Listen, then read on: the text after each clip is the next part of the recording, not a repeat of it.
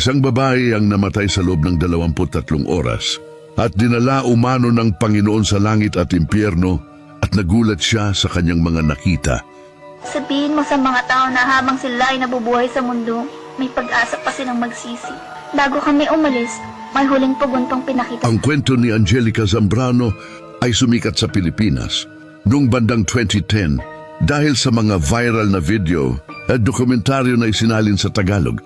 Noong 2009 sa edad na 18, dumaan siya sa isang karanasan na binago ang kanyang buhay at naging viral sa internet. Si Angelica ay isang debotong Kristiyano mula sa Ecuador. Nagsimula ang lahat ng nanalangin siya sa Diyos na ipakita sa kanya ang kalagayan ng mga kaluluwa upang magkaroon siya ng mas malalim na malasakit sa pagliligtas ng tao. Bago ang kanyang pagpanaw, siya ay nag-ayuno o fasting ng 15 araw kasama ang kanyang pamilya. Noong November 7, 2009, bandang alas 4 ng gabi, naramdaman ni Angelica na tila may humihigop sa kanyang kaluluwa.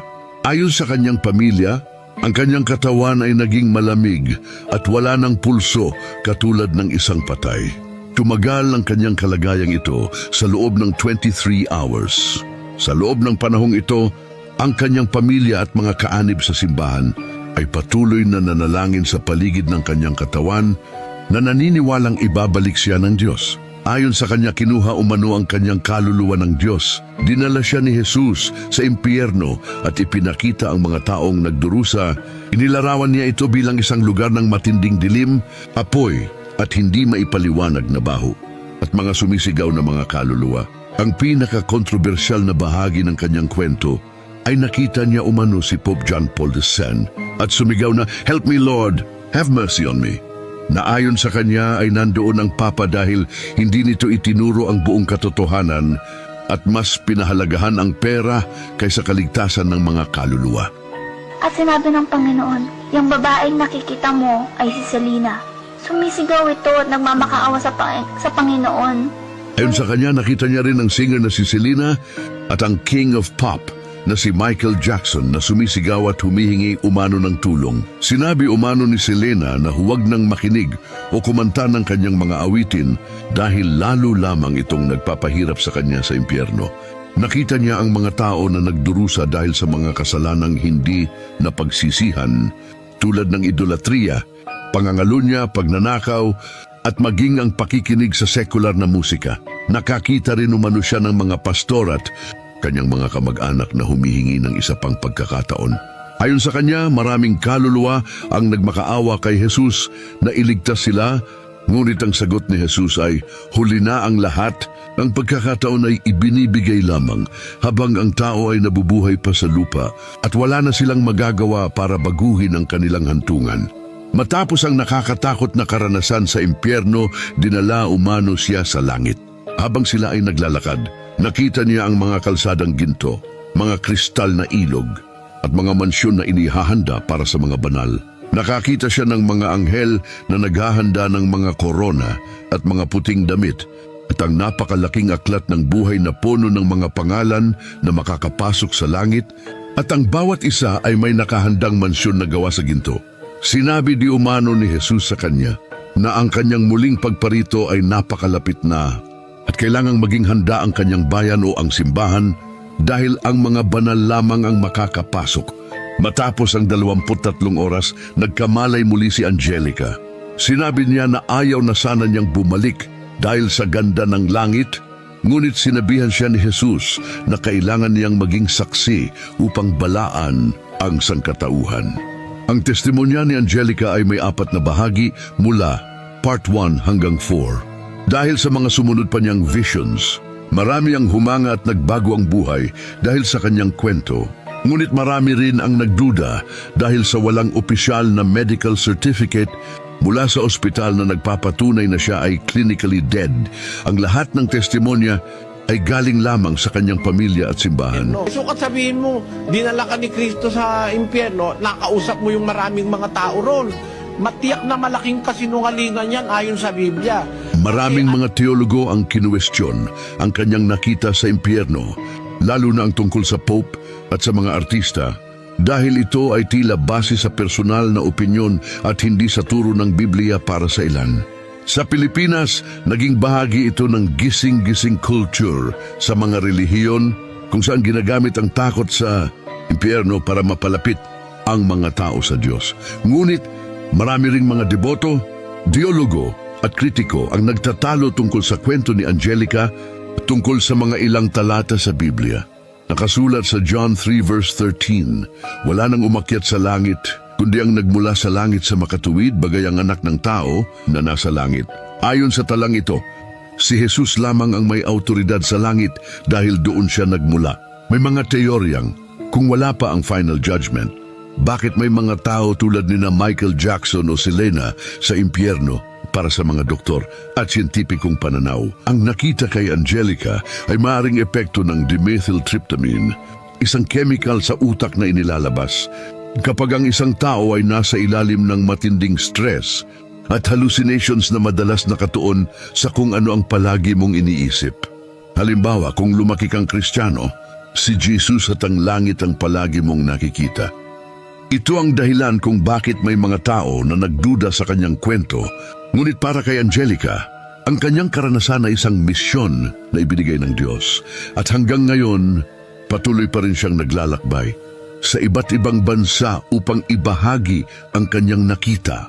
Ang pinakamalakas na mensahe sa kwento ay ang pagkakataong magbago habang nabubuhay pa.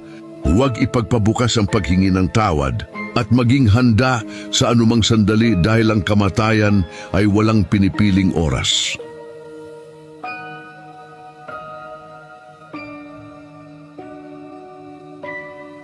Noong taong 1985, sa gitna ng kinang ng showbiz at rurok ng kasikatan ng isang 16 anyos na bituin, isang hindi maipaliwanag na pangyayari ang yumanig sa buong Pilipinas.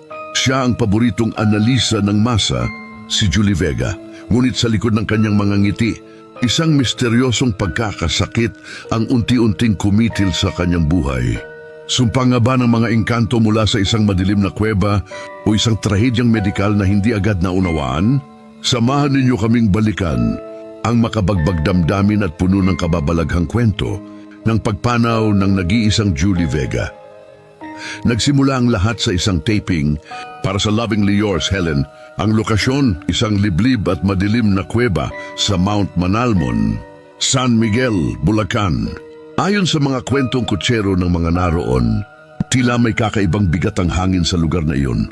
Sinasabing pagkatapos ng shooting, nagsimulang makaramdam si Julie ng labis na pagkapagod at pananakit ng katawan. Ngunit ang mas nakakapagtaka, dito na pumasok ang mga usap-usapan tungkol sa mga engkanto. May mga matatandang nagsabi na nabati o nagustuhan daw ng mga nilalang sa kuweba ang kagandahan ni Julie. Sa mga sumunod na araw, ang dating masayahing dalaga ay unti-unting nanghina hanggang sa hindi na siya makatayo. Dinala si Julie sa Quezon City General Hospital at kalaunan ay inilipat sa Lung Center of the Philippines. Dito, lalong naging palaisipan ang lahat. Sa kabila ng pagsisikap ng mga pinakamahuhusay na doktor, tila hindi tumatalab ang mga gamot. Dito lumabas ang diagnosis na Guillain-Barré syndrome, isang bihirang kondisyon kung saan inaatake ng immune system ang sariling nerves ng tao. Ngunit para sa kanyang mga fans, hindi sapat ang paliwanag ng medisina.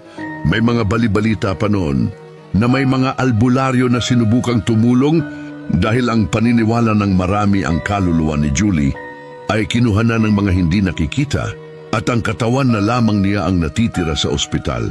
Noong ika-6 ng Mayo, 1985, 15 araw bago ang kanyang ika-17 kaarawan, tuluyan nang namaalam ang original soap opera princess. Ang sanhi, cardiac arrest dahil sa komplikasyon ng pneumonia. Ang balitang ito ay parang isang bombang sumabog sa buong bansa. Libu-libong tao ang nagpunta sa kanyang burol. Ang kalsada patungong Loyola Memorial Park ay napuno ng mga taong umiiyak, may dalang bulaklak at hindi makapaniwala. Ito na marahil ang pinakamalaking libing ng isang artista sa kasaysayan ng Pilipinas noong panahong iyon. Hindi natapos ang kwento ni Julie Vega sa kanyang libing. Maraming bali-balita ang lumabas tungkol sa mga paramdam na nagpatindig ng balahibo sa mga malalapit sa kanya. Ayon sa ilang ulat, sa tuwing sasapit ang anibersaryo ng kanyang kamatayan o sa mga mahahalagang okasyon, bigla na lamang daw nakakaamoy ang kanyang pamilya ng mabangong halimuyak ng mga bulaklak sa loob ng kanilang tahanan. Kahit wala namang sariwang bulaklak sa paligid, paniniwala nila ito ang paraan ni Julie para sabihing naroon pa rin siya. May mga kwento ang ilang dating katrabaho sa set ng Annalisa na may mga pagkakataong tila nararamdaman nila ang presensya ng isang batang babae sa isang dressing room na dating ginagamit ni Julie. Isang aninorawang madalas makita na mabilis na naglalakad at pagkatapos ay mawawala. Lumipas man ang mga dekada, nananatiling buhay ang alaala ni Julie Vega. Maaaring ang kanyang pagkamatay ay manatiling paksa ng mga urban legend at kwentong kababalaghan. Ngunit higit pa sa misteryo, ang iniwan niya ay ang kanyang talento at ang pag-ibig ng milyon-milyong Pilipino. Sabi nila ang mga bituin ay nawawala rin. Pero ang liwanag na iniwan nila ay patuloy na naglalakbay sa kawalan.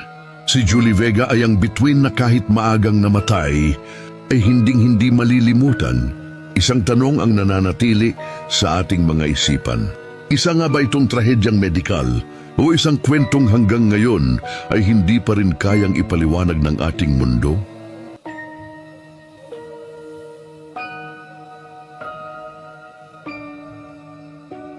Разрыли экскаватором. Noong 2023, isang dambuhalang estatwa ng anghel ang nahukay ng mga minero sa isang minahan sa Elga Coal Mine sa Yakutia, Russia. Ayon sa kwento, habang naguhukay ang mga minero gamit ang isang malaking excavator, may tinamaan silang matigas na bagay sa ilalim ng lupa. Nang linisin nila ito, dumambad ang isang estatwa ng anghel na tila naging bato o petrified.